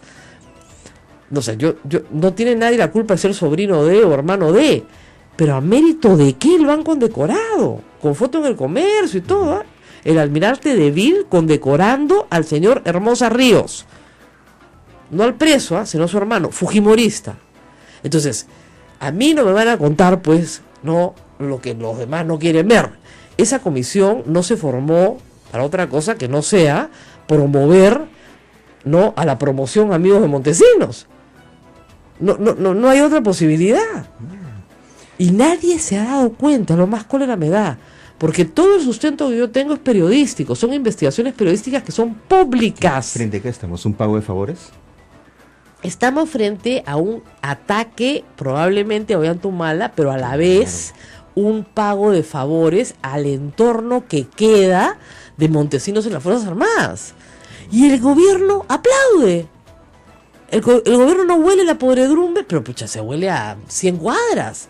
Estamos entretenidos en otros afanes, ¿no es cierto? Estamos hablando de Lavallato, tenemos otros temas importantes y urgentes y a veces duros, pero este tema no puede pasar desapercibido por más aburrido que sea los ascensos, porque en el fondo no es un tema de ascensos, ni de pases a retiro, es un tema de infiltración fujimontesinista dentro de las Fuerzas Armadas. Y si no se han dado cuenta, abran los ojos, porque también, así como tienen la SUNAT, así como tienen el BCR, así como tienen la Defensoría del Pueblo, así van copando todo. Y este es un intento por copar nuevamente instituciones donde no deben estar, donde ya estuvieron y hicieron mucho daño. Y el informe Bernales lo único que hace es ratificar eso. Para arreglar el problema de los 4 años o de los 5 años en el grado, ayer el Ministerio de Defensa llamando un proyecto de ley. Se arregla y listo. Ya. Pero para reincorporar, como pide la comisión, pide reincorporación y ascenso al grado superior en algunos casos, de ninguna manera, se volvieron locos. O sea, puede haber ahí el caso de alguien que sí sea atendible, pero ya les he nombrado 6 de 26 que están con Yaya, pues. La Sociedad Dominica de Medios de Comunicación, Sodomco, presenta A Pensar Más con Rosa María Palacios.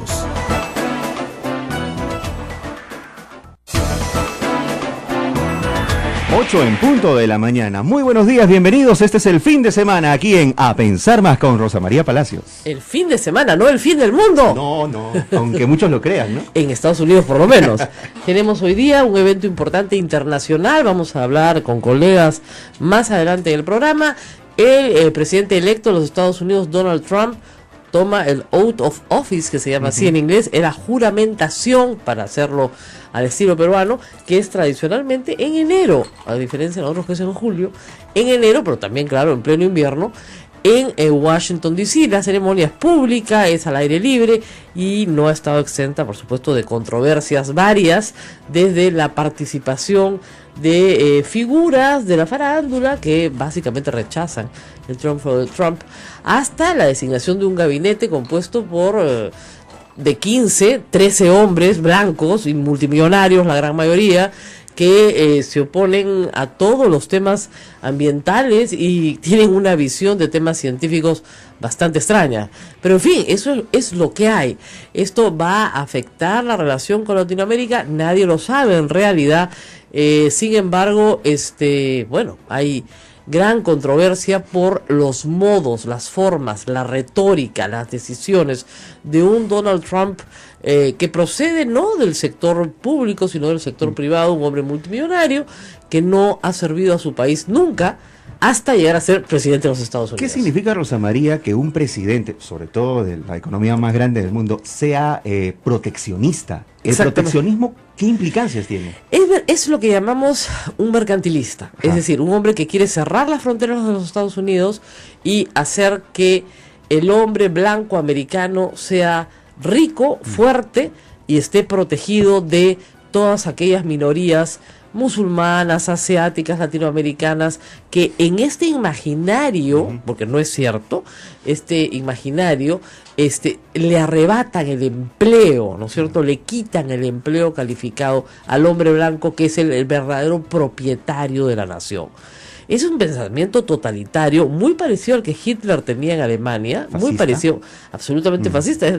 Trump paradójicamente es nieto de migrantes alemanes que escapan de la guerra, pero o antes de la guerra en realidad, cuando tú tienes un culpable y señalas a ese culpable reiteradamente, es un culpable falso por supuesto, y creas un nacionalismo, y alrededor de ese nacionalismo y de ese culpable tratas de construir una nación, eso se llama nazismo, ¿no es cierto? Discúlpeme, totalitarismo, autoritarismo y obviamente fronteras cerradas. En todo sentido, para el tránsito de bienes, de servicios y de personas. Así que esto genera una gran preocupación en los Estados Unidos, que ha sido un país que luego de la Segunda Guerra Mundial se convirtió en un país de grandes fronteras abiertas, lo que permitió la migración de, qué sé yo, creo que son 30 millones de mexicanos ya los que hay en Estados Unidos, pero que a su vez trajo mano de obra barata a losEstados Unidos y contribuyó a levantar un país, cosa que, ¿no es cierto?, los que tienen esta visión proteccionista no aceptan. Se atrevían a hacer el trabajo que ellos no querían hacer. Así es, siempre la oleada migratoria pobre hace el trabajo que los que ya están no quieren hacer. Eso es clarísimo, ¿no es cierto? Y eso es lo que va a pasar.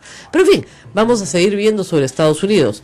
También hemos conversado y vamos a tener hoy día alguna novedad sobre el tema Lavallato. Lo más impactante, realmente es una noticia impactante del asunto, es que ayer falleció uno de los jueces supremos que veían la causa, que estaban trabajando en la delación premiada, en la homologación de las delaciones premiadas de los funcionarios de Odebrecht en un accidente aéreo que hasta el momento se ha declarado como accidente, pero que por supuesto hay muchísimos que consideran que debería investigarse con profundidad, tratándose de un juez que estaba viendo este caso. No es, digamos, parece de novela realmente, ¿no?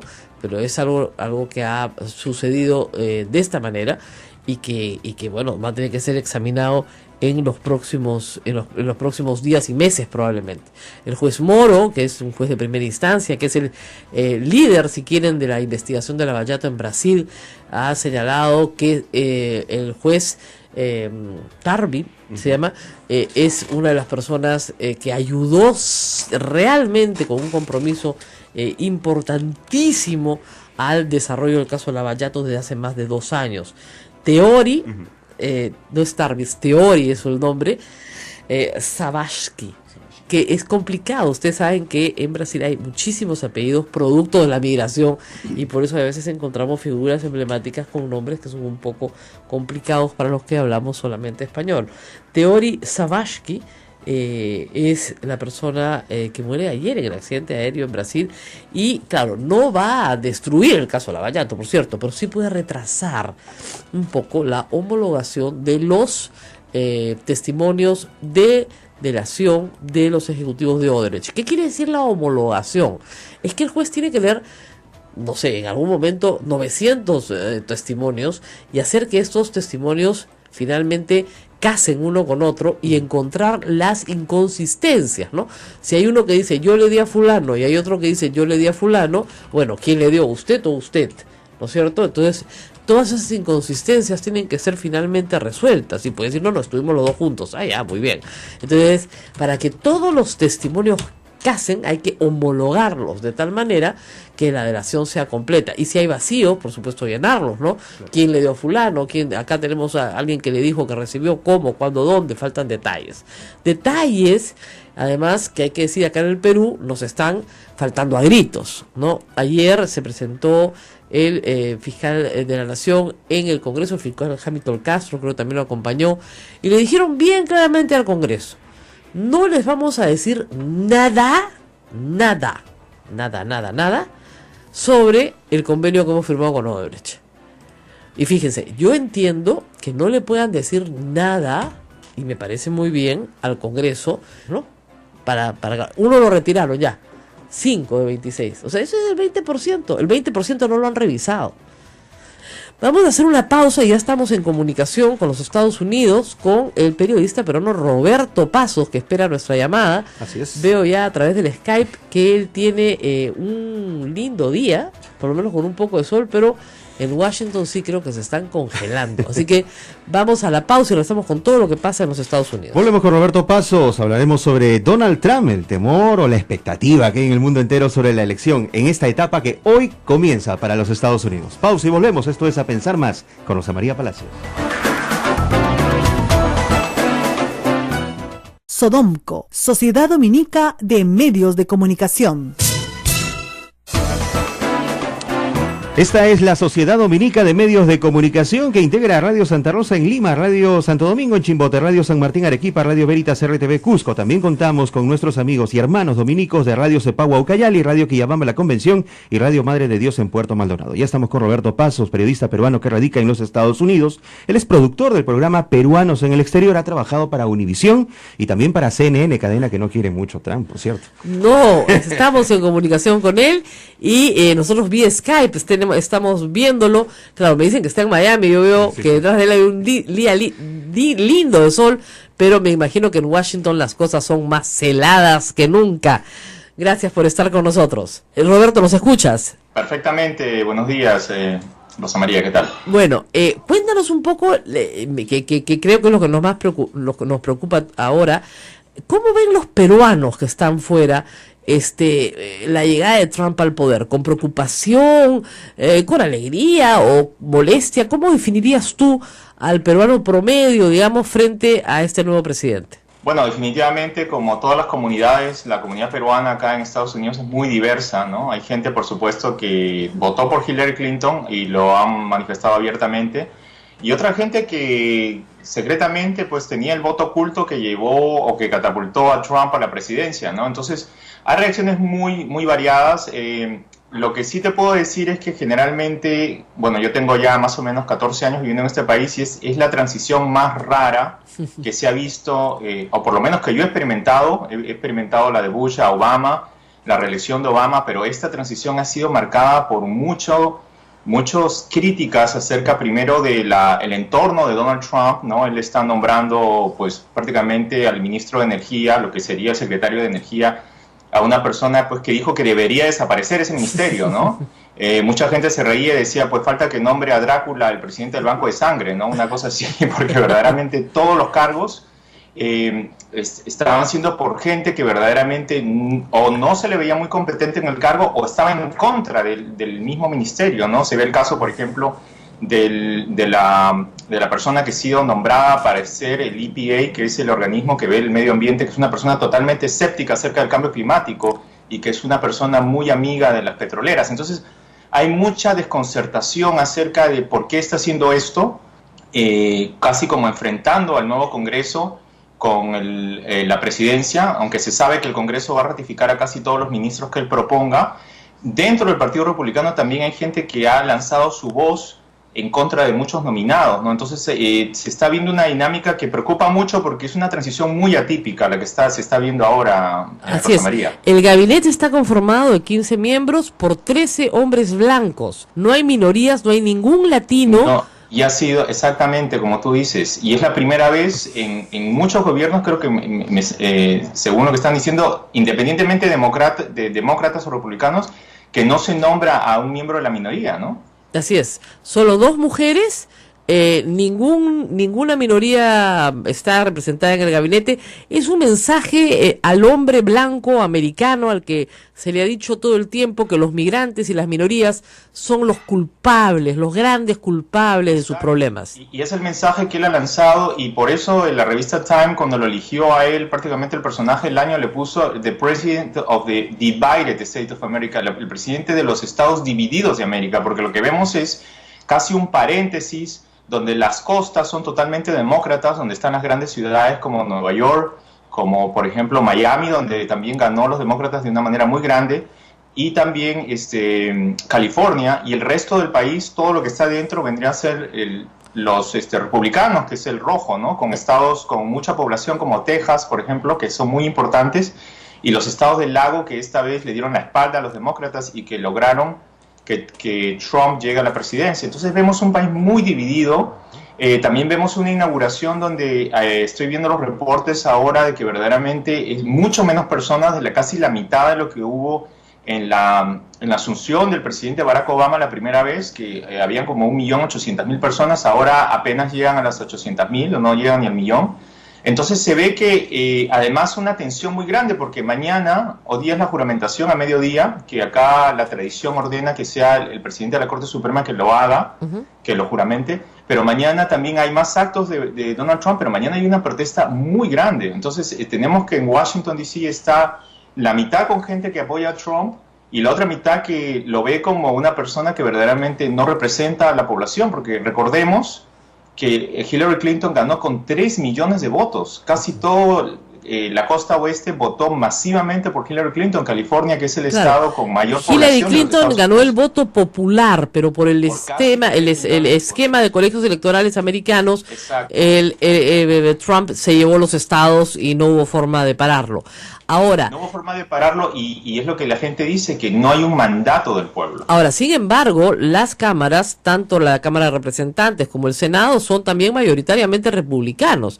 Así que Trump puede, si controla las cámaras, gobernar con plenos y absolutos poderes, como no ha ocurrido en la historia de los Estados Unidos en décadas. Probablemente creo que desde el gobierno de Roosevelt. Rosa María, que podría ser peor, porque si Donald Trump hubiera ganado con una supermayoría de 60, estamos hablando pues de prácticamente casi lo que sería el esquema de prácticamente un cheque en blanco, pero bueno, él ha logrado una mayoría muy ajustada, de más o menos 51-52, porque hay siempre un par de independientes. Pero sí tiene una mayoría para ratificar a todos esos, digamos, personas que está nombrando en los gabinetes, que son muy controversiales, y lo va a hacer, y también, sobre todo, y esa es la gran